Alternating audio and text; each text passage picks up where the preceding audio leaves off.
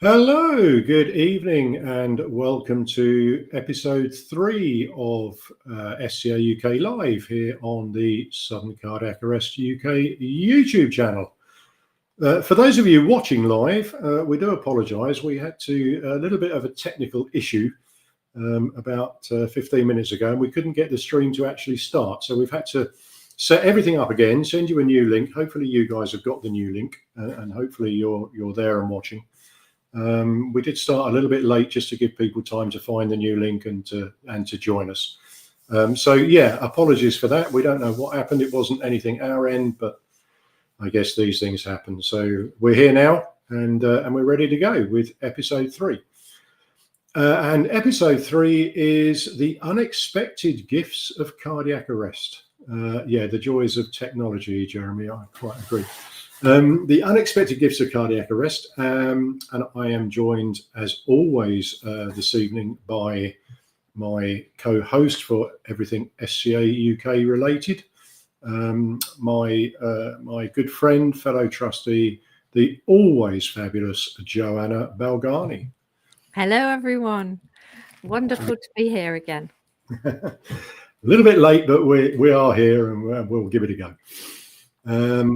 And we're also joined this evening by somebody I've worked with a few times over the last couple of years. He's done some presentations for us at a couple of our events. He's helped me out no end, I have to say. He's helped me out no end with some of the conference organising.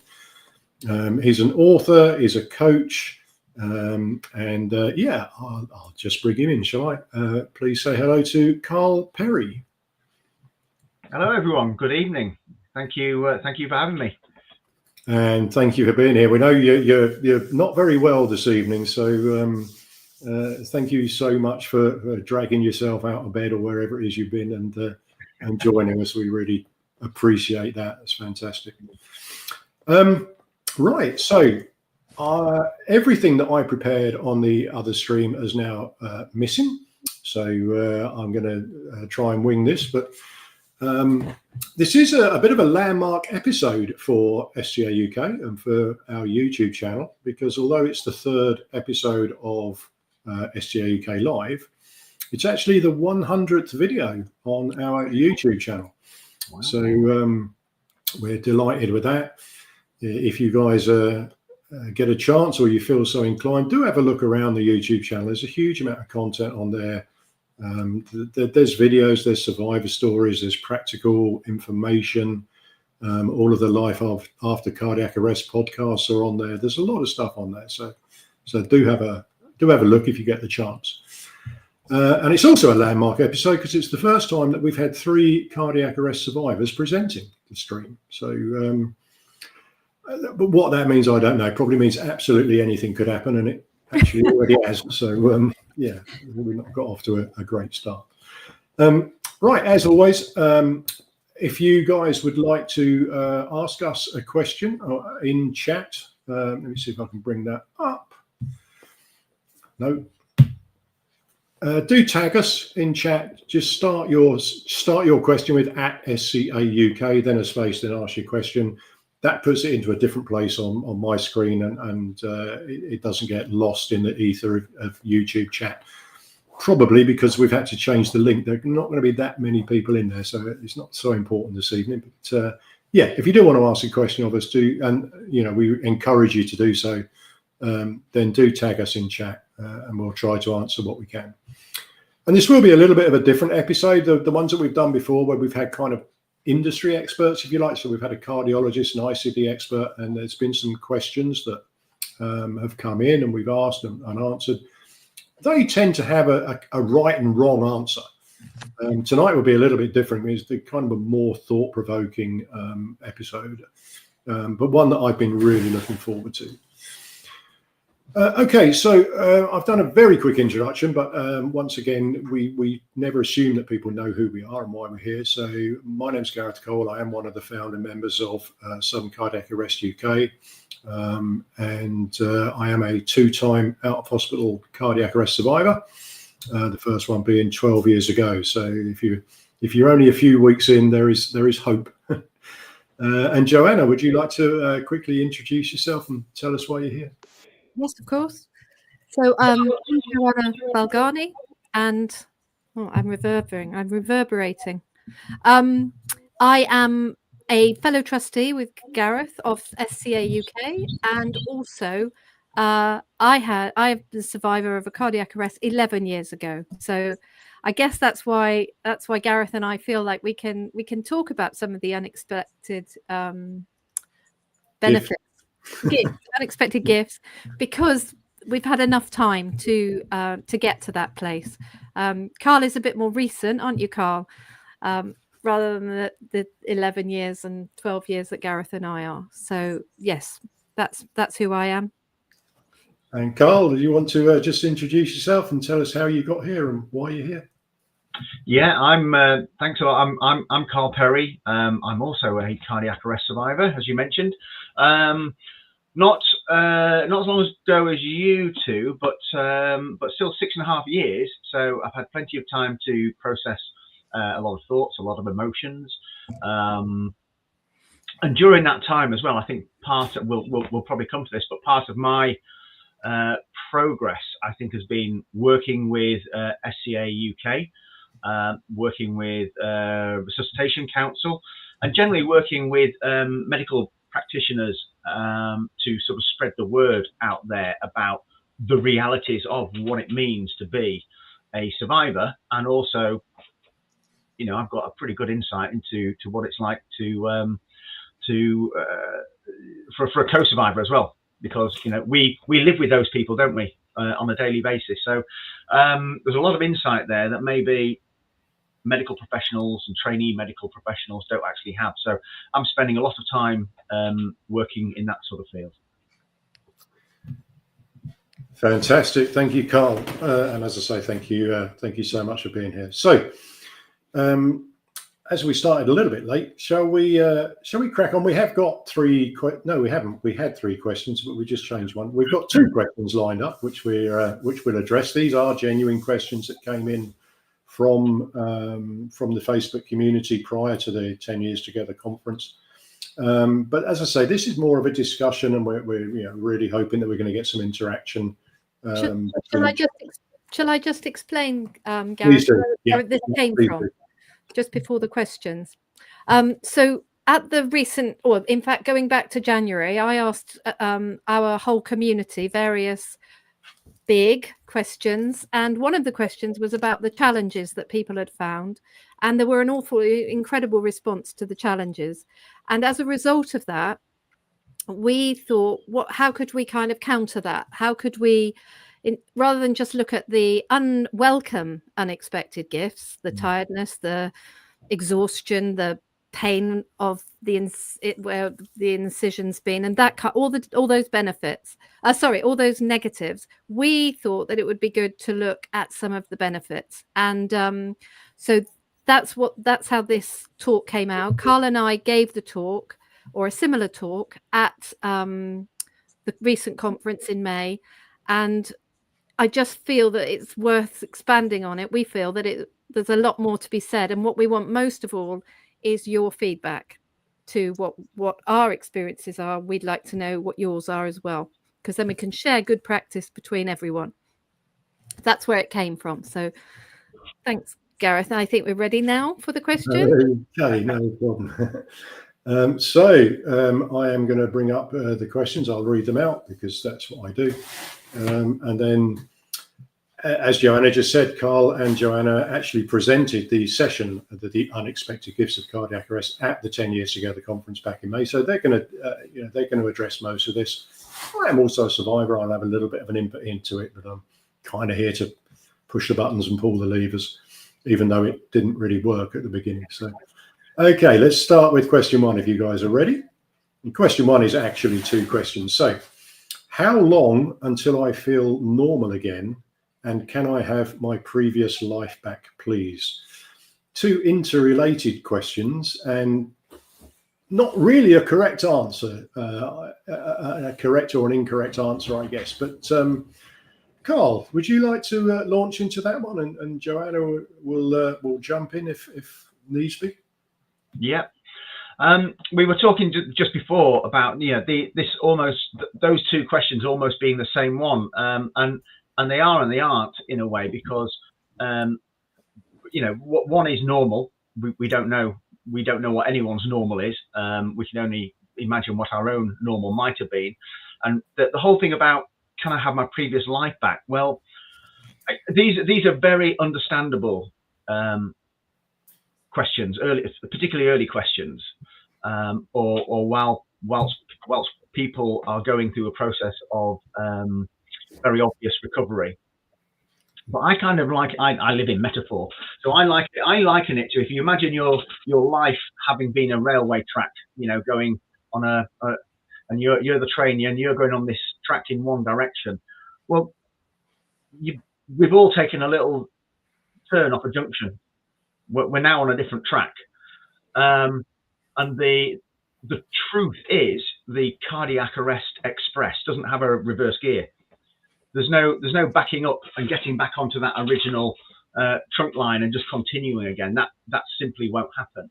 But that's not to say this new line hasn't got fantastic scenery, and it's a wonderful experience, and there's still loads and loads of things that are going to enrich our lives, because if you're being brutally honest, none of us knew what was ahead on that original track anyway. We never, you're not guaranteed anything. We can assume what we think our lives would be like, but there's no guarantee of that. So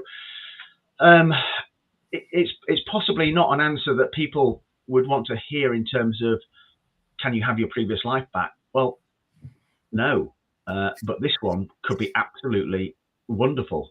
And as for the normality thing, well, I know it's a bit of a trite old phrase, but we all get used to it. Whatever is, we did after COVID. Something becomes the new normal, then it just becomes the normal, and that is our life. And it can be very enriched. It can be very fulfilling. And if anything, almost everyone I speak to who has had a cardiac arrest or lives with someone, as a relative, close friend of someone who's had a cardiac arrest, your life is far more. It's more of an appreciative experience. Yeah. So I think would you feel the same way, Joanna? Yeah, I would. And I think I loved your metaphor, but first of all, I think that's absolutely brilliant. Classic, brilliant one. I think there's a couple of things I'd add to that. Number one is about choice. We have no choice about having our cardiac arrest. It came out of the blue for the vast majority of us, if not all of us. What we do have a choice for is what we do with what's happened. And that is the kind of the other point that I want to make. We all feel this quite strongly, I believe. We are survivors. We are not victims of this. And the reason why we're survivors is because we have chosen to be so. It would be very easy. And there have definitely been times in my recovery, and perhaps I'm not alone in this, where I have lain there and wondered, why did they bother? This is awful. I'm a complete pain and a burden. I bet they wish that they hadn't. I bet Alistair, my husband, who gave me CPR for 27 minutes, I bet he thinks it would have been much easier to have got the insurance money and be driving around now in a red Ferrari. I think he would. Ferrari, sure. Whichever. And so there are times, but we have been. I see it now. I choose to see it as a gift, and it takes a lot of work to get to that. It's not an easy, it's not like, right, okay, this was great. I've decided that this is how I'm going to use what happened to me. I am not going to be a victim of this. I survived it. I'm so lucky. Goodness me. Only 8% of us survive, and only a small proportion of that survive so intact, or as intact as we like to think we are. So I would say it's choice and also control, because by making a choice, you are taking back some control. One of the things I found most difficult when I had my cardiac arrest was the terror of it happening again, of the machine going off again. And by doing this, by really focusing hard and working at it, like I say, it's not easy. I feel like I've got back some of that control that I felt like I was losing. What do you think, Gareth? Yeah, it's a difficult question, isn't it? Because you know, as Karl said, you know, what's normal? You know, normal is different for everybody. And I'm pushing on 60. My cardiac arrest, the first one, was 12 years ago. That's a fifth of my life. Yeah. So I've lived with this for a fifth of my life. It is normal now. You know, I don't know what would have happened if I hadn't had it. I mean, I've had it. Nothing I can do about it. I can't change it. So I know we kind of say a new normal, but is it a new normal? Because I don't know what would have happened. It's Karl's fantastic analogy of you know, going on a different train track. I don't know what normal would have been if I'd have just carried on. I might have died the next day. Like us.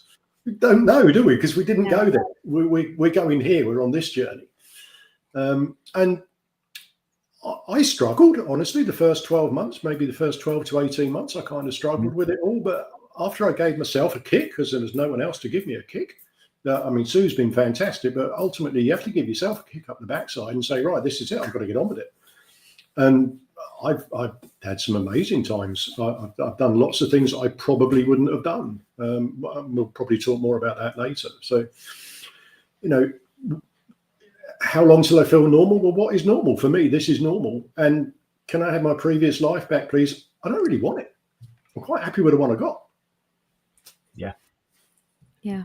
And I just to add in another thing there, Gareth, this thing about having this reset, it's rather like the you know, when you get a shock or when you're defibrillated, it stops your life, you know, it stops your heart, stops your life for a time, and then you get to choose. You can recalibrate it if you want. You can make some decisions on how you live going forward.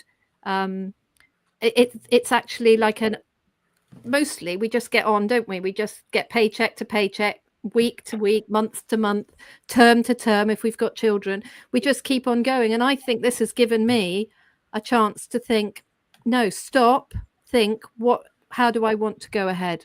And I think everybody can choose that. That's exactly how I came to view the whole experience. Once the short-term physical trauma had began to subside, I began to see it as a huge opportunity to kind of reboot your life, reset it. Yeah. You know, what more inspiration or motivation could you need to grasp this opportunity? Go, right, I'm going to do less of that, and I'm going to do more of this. Do less of the stuff that, you know, makes you frown, and do more of the stuff that makes you smile. You don't have to turn your life absolutely upside down, but just turn a few dials around, and that's it. And you know, it's an amazing motivator. Yeah, I would agree. Is that a good lead into question 2? Yep. Fantastic. Well, that's a stroke of luck. Right. So question 2, which we're going to look at, which again came in from the Facebook group. Where is it? There we go. It's an interesting one, this one. What can I do to help myself? And I think it's all about helping ourselves. I think that's, you know, survival is all about helping ourselves. But Karl, I'm going to come to you again first, if I may, because this is kind of your bag, I think. And we have already touched on it. There's an element of owning the situation. There's an element of accepting that you can't change what's happened.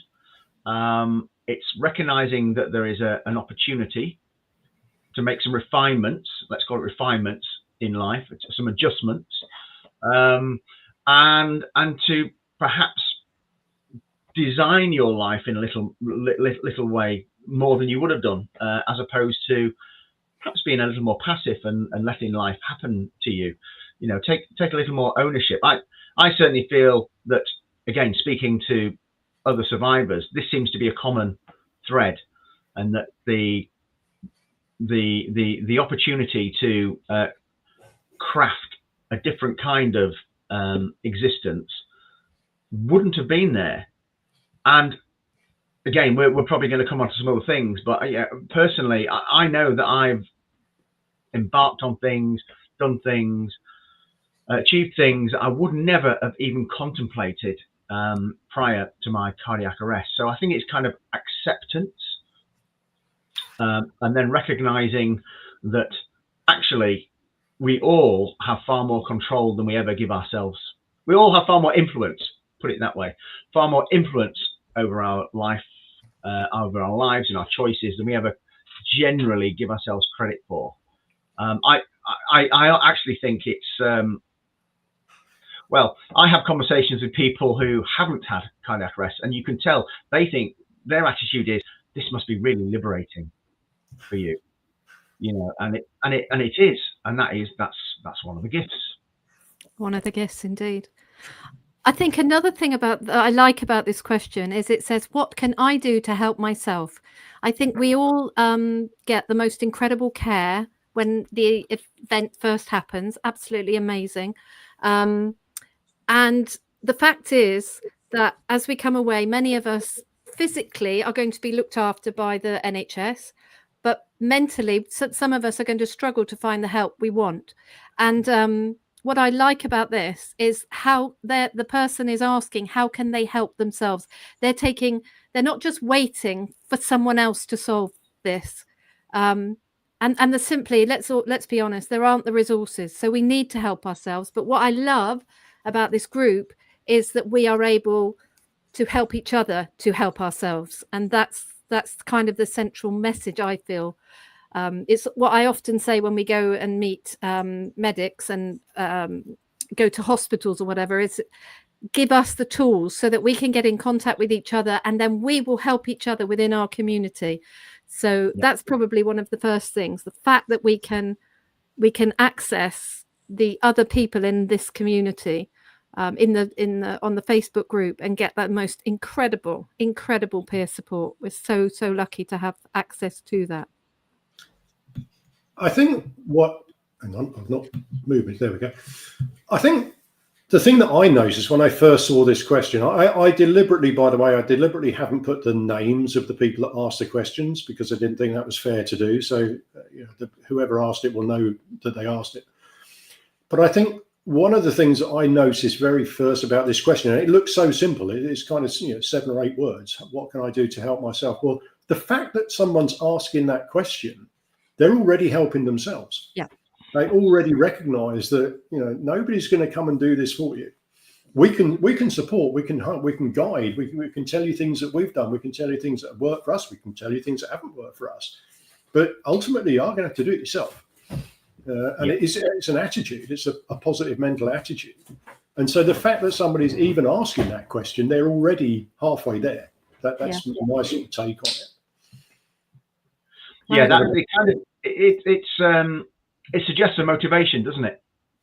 It suggests a motivation, and I found myself feeling motivated even in my hospital bed, to the point whereby my cardiologist was saying, like, with that level of motivation, don't worry, we are going to work night and day to get you back out and about doing things, and that kind of feedback as well encourages you to go, right, okay, I'm on the right track.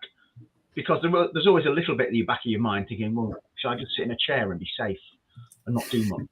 And, that'll be the sensible thing, wouldn't it? But I don't want to do that. And when you see medical professionals encouraging you to, oh, no, get out there and do stuff. Right. Okay.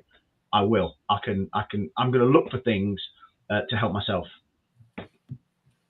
I had some rather conflicting when I first left hospital. I was told 2 things: 1, go and live my life as normal, and 2, they gave me a sick note for 6 months off work. So, well, which do you want me to do? I'm already conflicted. What? Yeah. 6 months off work isn't normal. Which one do you want me to do? Yeah. And I went back to work 3 days after I was discharged from hospital. Wow. They say no. That is hardcore. That is hardcore, yeah. 3 weeks later, I was on a plane and I was flying out to Amsterdam to a conference. So, in hindsight, way too early. But still, it's all about, you've just got to get up and get on with it. We had a comment come in. It's not a question per se, but we had a comment come in from Jeremy, and I thought I'd just bring it up because I'm conscious that we started a little bit late and we had to change the link. So there's some people joining us right now may not have been here right at the beginning. So I'll just bring up this comment from Jeremy. It's a good one. It says, I heard Joanna say in a podcast with Paul that we are survivors and not victims, and that really struck a chord for me. And I love the rail track metaphor. I totally agree. Totally agree. We are survivors, not victims. We see things. One of the things we see an awful lot on our Facebook group is about driving, bizarrely, and people can't drive for 6 months after their ICDs, whatever, and they refer to it as a ban, and it always annoys me. Like, you haven't been banned.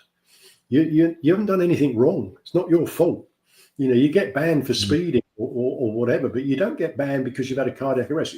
You can't drive. It's true, but it's not a ban. You haven't done anything wrong, and you haven't done anything wrong by having a cardiac arrest. It's not your fault. Well, depends what caused your cardiac arrest, I guess.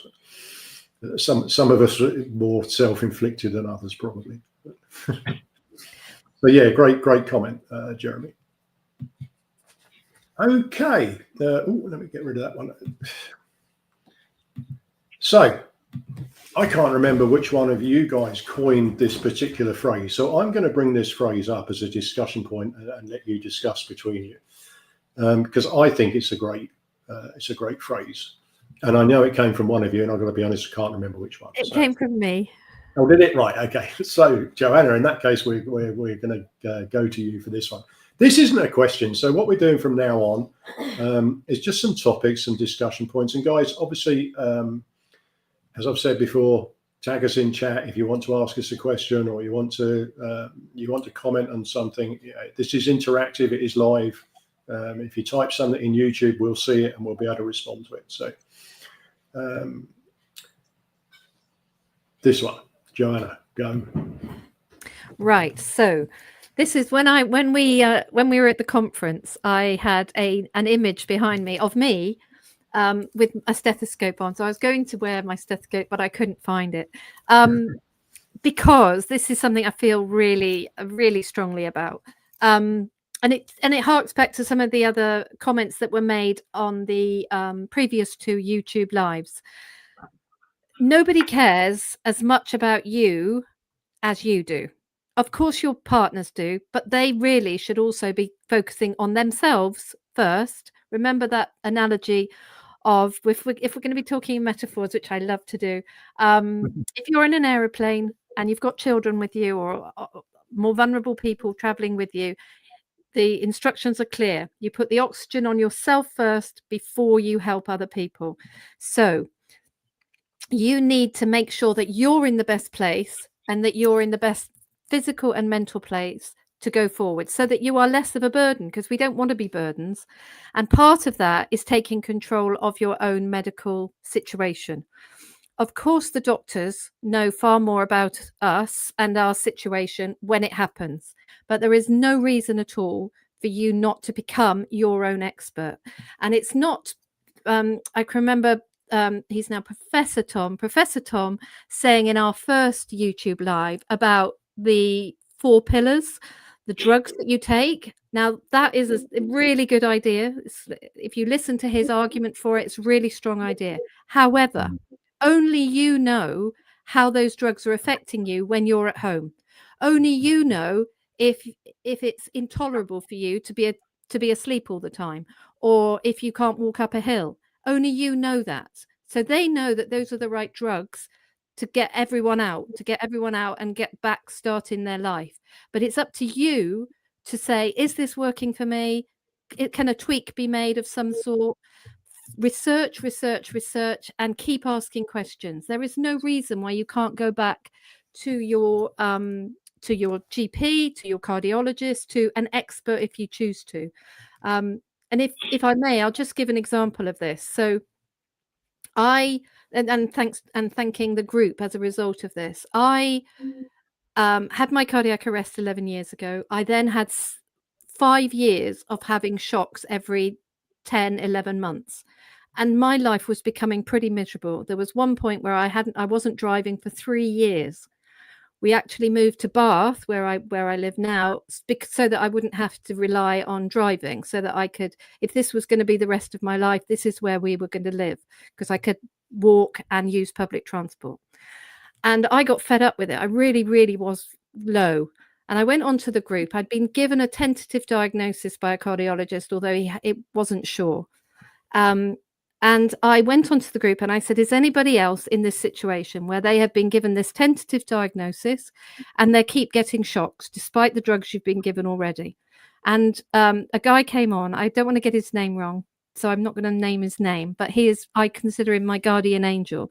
And he came on and he said, I had the same situation. I had a cardiac arrest 14 years ago, it is now for him.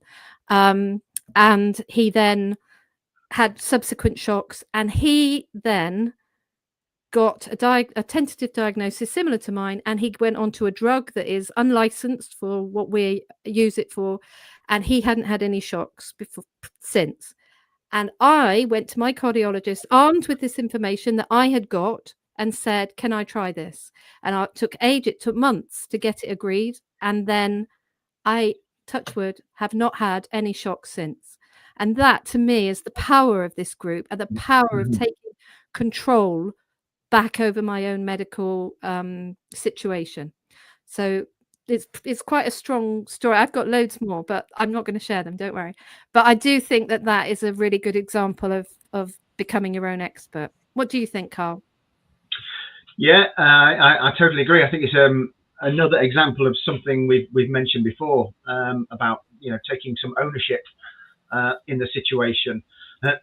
It's about moving from being passive and things happening to you to taking that ownership and actually having some of that ownership and understanding provides a lot of reassurance, I think, and then it becomes circular, because the reassurance encourages you to do and explore other things and become even more in control of your situation and have a greater understanding, at the very least, of your situation. I mean, about probably 2 to 3 weeks after my cardiac arrest, I had to have a pacemaker fitted, not an ICD, just a pacemaker. But I was probably more hacked off about that than the actual cardiac arrest, to be honest, because I knew very little about pacemakers. I assumed I'd be plugged into a wall somewhere and wouldn't be able to move away, and it would dictate every single heartbeat. And it's not true at all. I know I'm probably explaining to the converted here, but it only kicks in every once in a blue moon. It might be overnight, and I certainly don't. I'm fortunate; I don't feel anything. But over the years, I have an annual pacemaker checkup now. And the amount of information that provides a great deal of reassurance. And after each one, I've learned more and more and more about what it is that they're monitoring. And so I'm in a far better position to ask questions about my own kind of performance and challenge things. And that is all part of me becoming my own little expert in my own little world. And like I say, it provides an awful lot of reassurance, and I feel like it's encouraged me to take some ownership. Yeah, I think I don't have an ICD, Karl. My cardiac arrest was caused by a heart attack, so it was treated with stents and a mountain of medication. Now, I didn't get on too badly with that medication, to be fair, but I was, for the first 12 months, I was, like most people, very, very tired, and went back to the cardiologist and said, what can be done about this? It's got to be one of these drugs. It must be the beta blocker or something, that's making me really tired. And they were very reluctant to change it. And I suggested myself that, well, okay, if I'm going to be on this massive dose of beta blockers, I'm on a much smaller one now, but if I'm going to be on this massive dose of beta blockers, which lowers my heart rate and makes me tired, then why the hell am I taking it at 7 o'clock in the morning so that I'm tired all day? Why can't I take it at 7 o'clock at night so I'm tired at night? It makes perfect sense to me. Then they wouldn't let me do that. But what they did do was say, okay, we'll take half in the morning and half in the evening. And so just that little bit of knowing me and knowing my body and knowing that, this is, I should be able to walk up a flight of stairs. I was 47 at the time. it's not a big surprise now. I'm nearly 60, but at the time I was in late 40s. Walking up a flight of stairs shouldn't have been difficult. So if I hadn't gone to the cardiologist and said, please, can I change something? They would never change anything. They'd have just kept giving me the repeat prescription month after month after month after month, and that would have been it. So we have to take control sometimes. The alternative is just stop, and that's a disaster, as Tom said a few weeks ago. You can't just do that. And I'm not suggesting to anybody that they should change their medication or when they should take it without some kind of consultation with a GP or a cardiologist or a pacing clinic or whoever. I'm just saying that nothing would have changed if I hadn't gone there and said, hang on, guys, this isn't right. I can't even walk up the stairs. And you can't become an expert in yourself, and you can't take ownership of your situation unless you ask questions. And thankfully, gone are the days where the person in the white coat is reverently cowed down to whatever they say. I mean, my mum, she's not here any longer, but at 88 it would be don't ask the doctor questions, don't be asking no, ask questions, challenge. You've really got to take some kind of ownership, and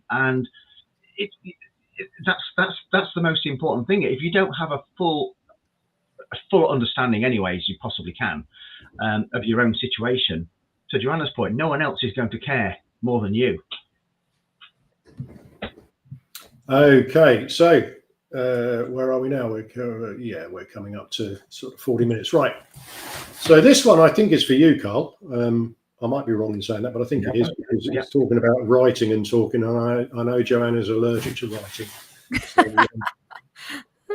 so I'm going to assume it's Karl. So unexpected gifts. I'm getting tongue tied. In preparation for tonight, I did actually go and rewatch your TED Talk, Karl, and I would recommend anybody to go and watch that. I did have it in the link in the description, sort of down there somewhere down below. It's not there right now because I had to change the link for this stream, but I will put it there. So if anybody, if they're watching on catch up or anything, wants to go and watch Karl's TED Talk, it's well worth a watch. It's utterly inspirational. And I suspect something might come out now. But so one of the things that was unexpected for you, I guess, is sharing your story would have obviously been unexpected, but sharing your story with others through writing and talking. Yeah, it was about probably 18 months after my cardiac arrest and COVID and having to fold a business because of COVID and things like that. I found myself in the depths. My mental health was in the gutter. I felt far worse mentally than I ever did getting over the cardiac arrest immediately. And up until that point, I'd probably followed the path of every self-respecting middle-aged bloke and just kept it to myself. But the time came where I just thought, I've just got to start getting this stuff out of my head, and started writing things down. And I just literally started doing that, just typing on a keyboard, not really knowing what I was going to do or say, or even how long I'd actually write for. But it did feel a little bit good after even just a couple of sessions. So I just kept doing it, and I kept doing it and kept doing it. And I began to realize it was very cathartic. And at some point in this process, someone suggested that I turn it into a book. That really wasn't me. I wasn't doing it for that. And I also knew that the only way it was going to benefit me is if I was absolutely brutally honest, and I was going to be the only person that was going to read it, because that's the only conversation really that's going to work in getting things out of your head. So there was an awful lot of things in there that maybe I wouldn't want to share with the world. Certainly my wife wouldn't want me sharing with the world, and probably would have got me into legal hot water as well, some of them. But I was feeling better having gone through this process. And then the penny did drop that actually, maybe if other people are feeling like this, it might benefit someone, one person even. So I ended up reworking it slightly. So it was a viable proposition for a book. I self-published it, and it's the irony is, I ended the book by saying I don't know what I'm going to do next. But the book itself seemed to go down quite well with a lot of people, and it itself became a catalyst, which opened new opportunities, new doors, such as the speaking. And I found myself talking to corporates who wanted to know about how you handle change, you know, how your perspective on life can be shifted, but also to the medical kind of fraternity, who wanted to know more about the patient experience. And I really, really enjoyed both of those, sharing that patient experience, not in an egotistical kind of way. It was in the realization that people were genuinely getting something out of it. And that helped me, but I've also realized that I've been helping other people. I will have helped other people who haven't even yet had a cardiac arrest, because far more medical professionals now are aware of this group, for a start. They're also aware of how their language, their body language, their behaviors can influence a patient's recovery, how they can influence families during that recovery process. So coming back to that earlier point, without the cardiac arrest, I'd have never, ever found myself as a published author or a public speaker, or ending up having the kahunas to try and put myself forward for a TEDx talk, which is a process in itself, never mind actually doing the talk. But the whole process, I think, I do regard it as a gift, because I just literally, it would not have happened to me. I spend an awful lot of time now talking with medical students, whether they're nurses or PhD students or paramedics, and you can see that it really, they absorb it, and it will influence how they handle future scenarios. So for me, being able to contribute to the recovery of future cardiac arrest survivors is a wonderful feeling. Fantastic. I must admit, I didn't reread your book. I did rewatch your TED talk, but I didn't reread your book today. So. I'm not expecting you to reread and rewatch everything. I know, you know, memory can fail us all. You don't have to keep rereading it. but Karl, do just remind the audience of the name of the book, because it's a great name apart from anything else, and where they can get hold of it. So the title of the book is You Only Live Thrice. Perspective is a Superpower, and it's on Amazon. Thank you for the plug. I will, when I update the description and the YouTube video, I will link to it as well, Karl. In fact, it was linked, your TED talk and your book, they were both linked in the original one, but okay, that went wrong. So when this is finished and published, I will link to Karl's book, and I will link to his TED talk. So if anybody wants to have a look at that, then they can do so. Right, okay, let me get rid of that one. And I think this is for all of us, but I'm not entirely sure. Let's give it a go. No, this is mine, and it is a. I'm sorry.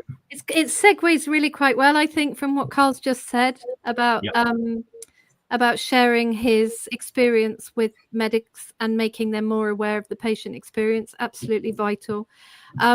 I discovered that giving something back was something that I wanted to do quite soon after my cardiac arrest.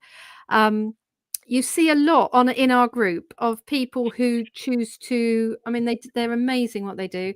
They want to get as many defibrillators out there as possible, and they want to fundraise to get their local village hall or their sports center or whatever. They want to get one. It's a really good incentive, and you have such a great story to do that as one way of giving back. Another thing, again, people in the group are very committed to getting promoting bystander CPR. Those are two central things, but I think my message is slightly beyond that, which is it doesn't have to be heart related. Just because you had a cardiac arrest doesn't mean that your giving back has to be cardiac related. So for me, I had always wanted to be a Samaritan, and I have found that over the years I've become quite good at listening to people, and I wanted to see if I could put that talent to some use for other people. And so I went along and became a Samaritan. It helped that, you know, I was finally, after 30 years of being an army wife, moving all over the world, it was actually quite nice to now be stuck in one place, because I could do that. Another gift, you see, looking at it in that way, choosing to look at it as a positive. And one of the things that happened when I went along was I watched a recruitment film at the Samaritans the first time I went along. And the lady there said, she was a very glamorous lady, and she said, you think you're coming here to help other people, but actually you're going to get so much out of this yourself. Now, I did not go there to get something out of it myself, but I think that is the superpower of giving something back. You don't realize, and there's no reason why this is anything other than a great thing, the secret of it. When you do something for someone else or lots of other people, it is an incredible gift that you get back. I would say you get back in spades, whatever you do. Of course, people can choose whatever they want to do. I have a neighbour who is obsessed with canals. He's semi-retired, and he spends every spare moment that he can volunteering with the Canal and River Trust. And he comes back up the road with a huge grin on his face. He's been dredging all day, and he's just like, this is fantastic. And that's he hasn't had a cardiac arrest, but he has that's what he has chosen to give back. So I highly recommend finding something that you love, whether it's heart related, or family related in any way, but do find something, not because you're going to get something back, but because you won't believe how much you get back from helping other people. So I really encourage anyone to, when they're ready, obviously when they're ready, there's no rush to do this, but when you're ready, I suggest that it's a wonderful thing to do.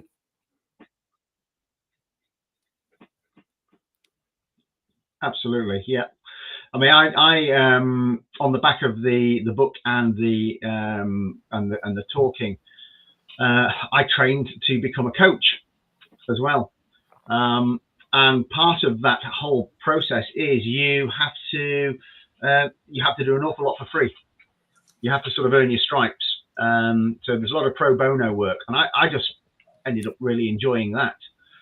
So quite often I'm paid in Kit Kats and cups of coffee and things like that. But I just really enjoy it because it's well, someone said to me, very early on in this whole coaching process, on one of these free sessions, someone said to me, that was brilliant. How often do you get 90 minutes just to talk about yourself? And you don't really. You know, sometimes your partner hasn't got 90 minutes to give you. but I really enjoy seeing people move, you know, mentally move, work through problems. So I do an awful lot of that still. I have a partner that can talk for 90 minutes. She's not quite so good at listening for 90 minutes, but she can certainly talk for 90 minutes. So. On broadcast, not Steve. Gareth, if she lives with you, she can do whatever she likes. Yeah, I'd go along. She's an amazing woman. I'd go along with that. I think also, you know, SCAUK, when you look at Sudden Cardiac Arrest UK, we're all volunteers. We don't have one single employee within the organisation. Not one of us has ever taken a single penny of payment. Okay, some expenses, you know, out-of-pocket expenses, but nobody takes a salary. Nobody takes any payment. It's all totally voluntary. And yes, we do it because we're aware of that there's nothing else out there, and we do it to help other people. But I would agree with what you said, Joanna. I think what I've got back from all the work that I do for SCA UK is invaluable. It's given me a completely different insight, a different motivation, and you know, I wouldn't be doing this. None of the three of us would be sitting here doing this evening if it wasn't for the cardiac arrest. Is that a gift? I think it is, actually. I genuinely think it is, because I love doing what we do. Yeah, it's challenging at times, it's frustrating at times, it's tiring at times, but ultimately, you know, we get just as much, sometimes more, out of these sort of things than you know, other people do. Maybe because we're further along in the journey, but not always necessarily that. I wasn't on mute then, was I? Because No. I do have, oh, right. I do have a habit of chatting whilst on mute. Right. Okay. I'm going to miss the next one. And the next one, I hope you guys can see what that is. I'm going to go to the bottom one for a second, if that's okay. Because I think it's more relevant given what we've just discussed. So, sense of perspective. This one I am 100% sure is for Karl. I don't know what you're saying.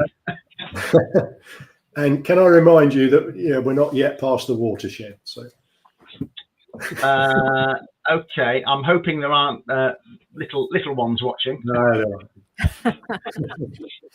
This is to do with me appreciating the magnitude of what happened to me, but also trying to bring some of that into my everyday life in terms of now it could be decision making, it could be fear. Fear can stop you trying new things, doing new things. It could be it could knock your confidence. It could restrict your decision making in terms of what you're prepared to even consider. And I think also so that's one side, but also we get ourselves knotted up sometimes over the little things in life, whether it's someone cutting us up in traffic, or a delay, or picking the wrong supermarket queue where everyone else is moving and you're not, and you can get a little bit wound up. And I was as guilty as anyone about that. So I came to realise, I began to believe that the worst thing that could ever happen to me has already happened. I was effectively dead, and there was a very slim chance of coming back, and yet here I am. So I began to imagine a scale of 1 to 10, where 1 is really not much at all, and 10 is, well, you're already dead, so don't even worry about it. It's not a problem. And then if I was presented with a challenge or a problem, I'd force myself to think, on a scale of 1 to 10, where does this problem sit? And quite often previously, I might have felt it was a 5, 6, 7. Particularly if you're late for a work meeting or something like that, what will they think? And actually, it began to dawn on me that, well, it's nowhere near that. It can only be a 2 or 3, really, at the worst. So this whole kind of scale helps me put things in perspective an awful lot. I use it daily, and I refer to it as my shitometer. How SH1T is this situation right now, bearing in mind this is dead, and everything just seems to slide down to a 2 or 3 for me now. And I say that with a caveat, because that makes me sound like a saint, and that's not true at all.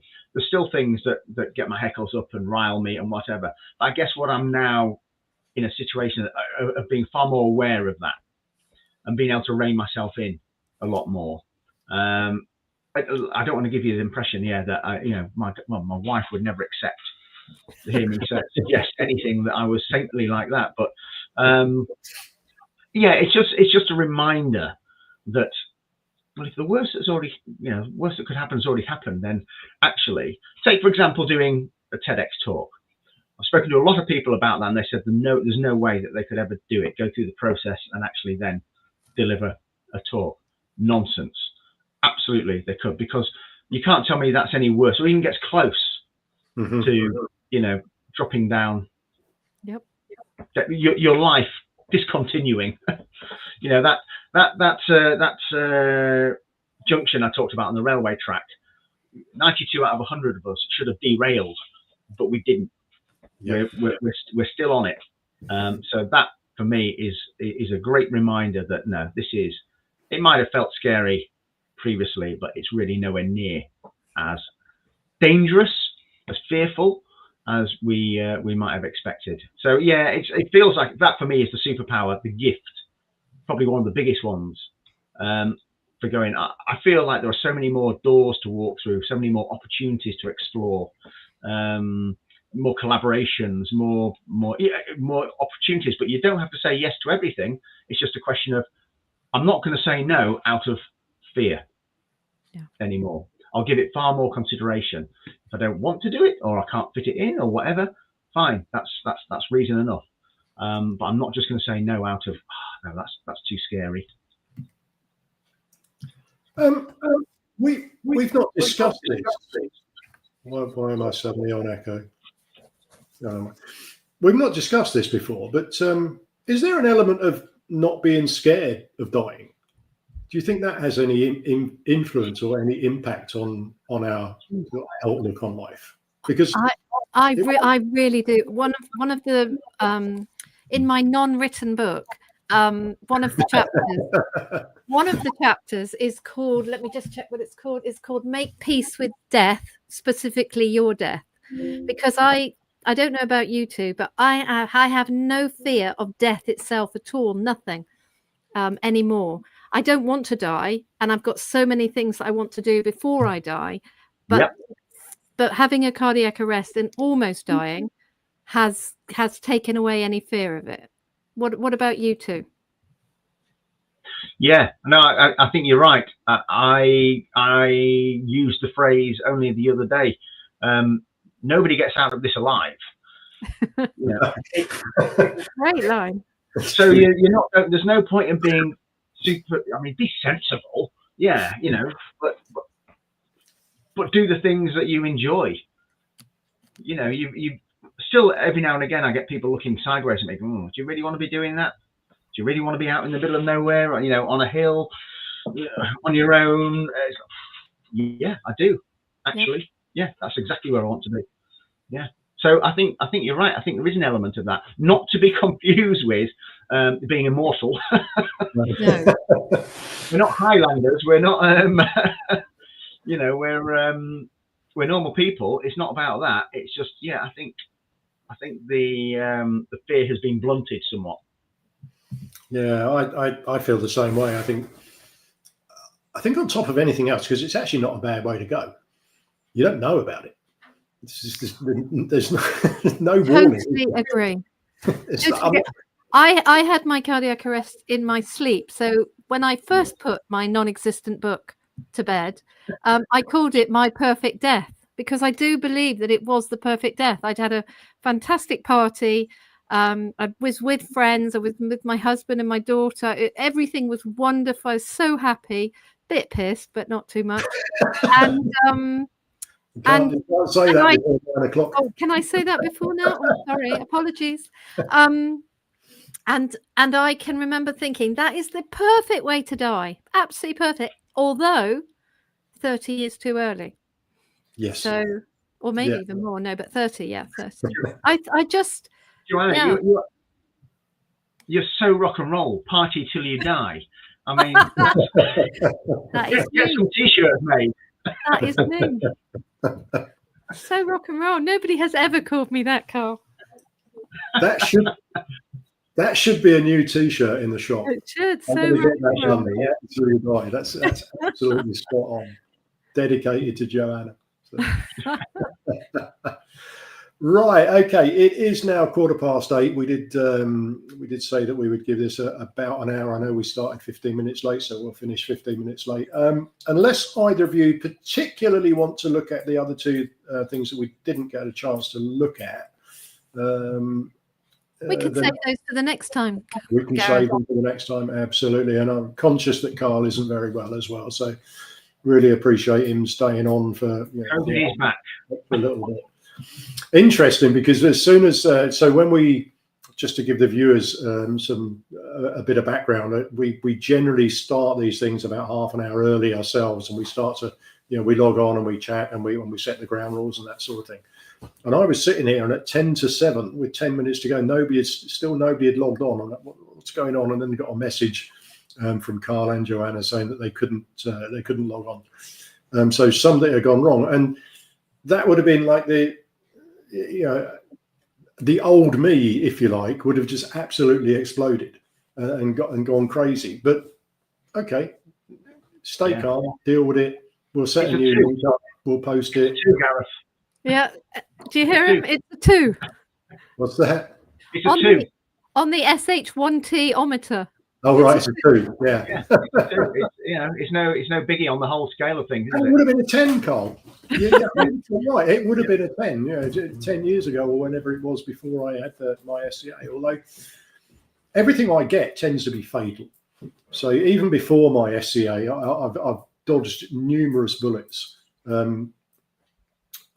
In fact, quite literally in the West Bank when I got shot at, but that's a completely different story. So I've had peritonitis, which is, I had that when I was 15, so that's like 45 years ago. It was fatal back then. Nobody survived peritonitis, but somehow I did. I've been stabbed outside a nightclub. My hotel has been bombed while in Spain by ETA. And all this happened before my SCA. I was more of a disaster before my SCA than I am now. I wish we knew this when we went to the conference with you. I would have my You'd have been wearing hard hats. No, just So, if I could just say just one last thing. The interesting thing I mentioned before about the reassurance you can get from data from ICDs and pacemakers and things like that.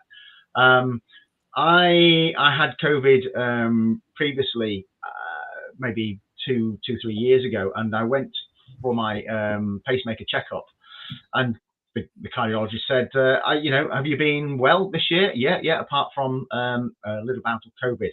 And his eyes lit up. Oh, don't tell me. Let me see if I can work it out from the data. And he nailed it. Wow. He nailed it from the electrical activity. Really? In the heart. Yeah, absolutely. Not in a dangerous sense. I know there's an awful lot of research going on in terms of COVID and heart, the influence on heart electrical systems. But yeah, he could just pick it up like that. And I just found that kind of stuff fascinating. Same. That's incredible. They clearly get a kick out of this, don't they? Well, their technology is probably more sophisticated than ours was this evening. Yeah. Okay, guys, we're going to wrap it up. So first of all, thank you, Joanna, for being here with me as always. Although you're not with me on the next one, as far as I'm aware, you're going to be floating around in the Mediterranean somewhere. I will.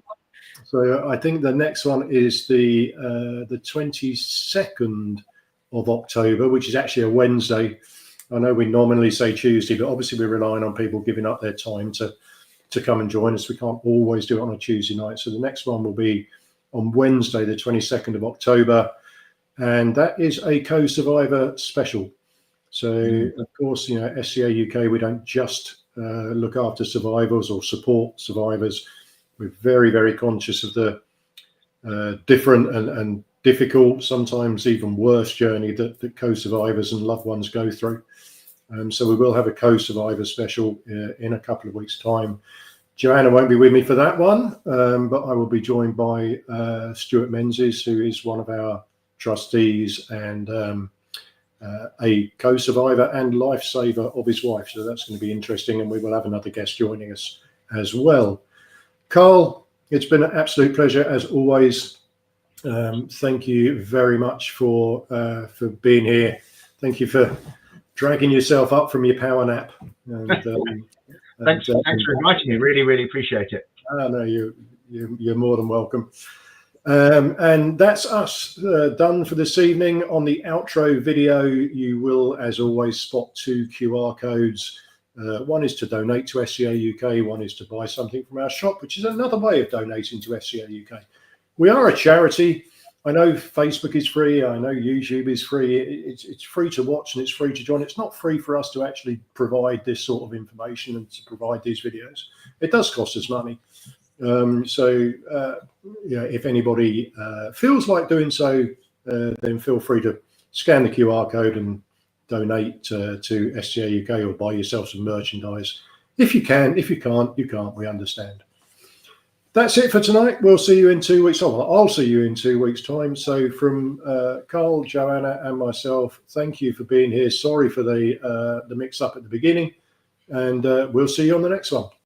Good night. Bye. Bye-bye.